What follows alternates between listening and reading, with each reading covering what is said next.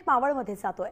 मावळमध्ये महायुतीसाठी आम्ही प्रयत्न केले, पण भाजपनंच ते मोडीत काढले असा आरोप केलाय अजित पवारांचे आमदार सुनील शेळकेंनी। मी टाळी वाजवण्यासाठी हात पुढे केला, पण त्यांनी तो हात ओढायला सुरुवात केली असा टोला त्यांनी भाजपला लगावलाय। भाजपला युतीचा प्रस्ताव दिला होता, मात्र त्यांनी प्रतिसाद दिलेला नाहीये असं शेळकेंनी म्हटलंय।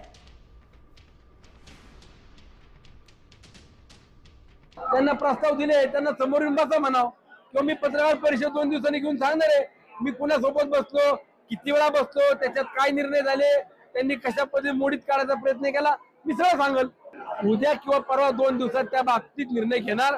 जर भारतीय जनता पक्षाचा व्यक्ती समिती म्हणून ज्या संतोष दाभाडेंना आम्ही समिती म्हणून जाहीर केलं, युती म्हणून जाहीर केलं किंवा नगराध्यक्ष म्हणून जाहीर केलं, त्यांनी जर आम्हाला संमती दाखवली तर ते आमचे उमेदवार, अन्यथा आम्ही बसून निर्णयाला पुढे जाऊ।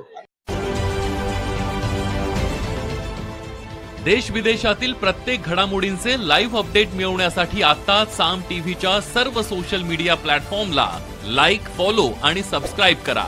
तसंच सर्व नोटिफिकेशनसाठी बेल आयकॉन प्रेस करायला विसरू नका।